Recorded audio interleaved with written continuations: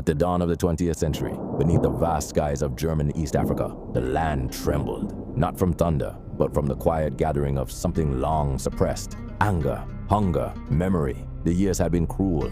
Under German rule, the soil no longer belonged to those who tilled it. Cotton replaced food. Taxes crushed the poor. Whips enforced obedience. Villages that once sang with harvest songs fell silent under the weight of forced labor and punishment. This was not rule. It was extraction. Not order, but domination. And yet, from this silence, a voice rose. A man, a vision, a flame. His name was Kinjekitile. He spoke not as a king, nor as a general, but as something deeper, a spiritual bridge between the people and their hope. He carried a message wrapped in belief, Maji, sacred water, set to turn German bullets into droplets. But the true power of his message was not in the water.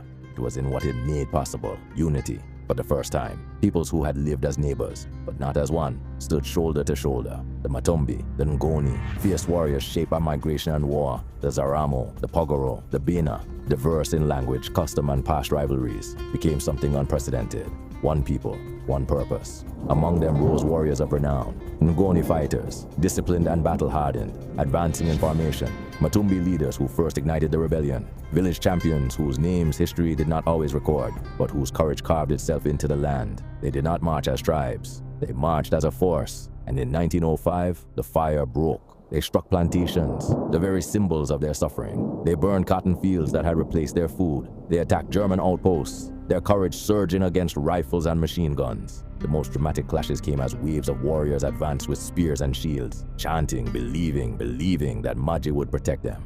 For a moment, the world shifted. The impossible stood within reach, but empires do not yield easily. The German response was not merely military, it was annihilating. In the wake of the uprising, they unleashed a campaign of calculated destruction tied to the machinery of the Maji Maji Rebellion. Villages were burned until only ash remained. Granaries were emptied or set ablaze. Fields were destroyed systematically, so that even survival became impossible. Children starved beside the ruins of their homes. Mothers searched barren land for food that no longer grew. Entire communities were erased, not just defeated, but dismantled. This was the strategy, not to win battles, but to break a people.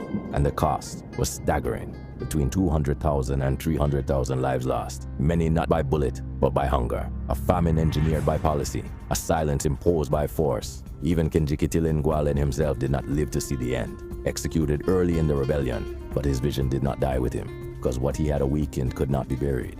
Yes, the rebellion was crushed. Yes, the warriors fell, but something greater had already been born. A realization that the divisions between tribes, language, lineage, history were smaller than the shared weight of oppression. That unity was not just possible, it was powerful.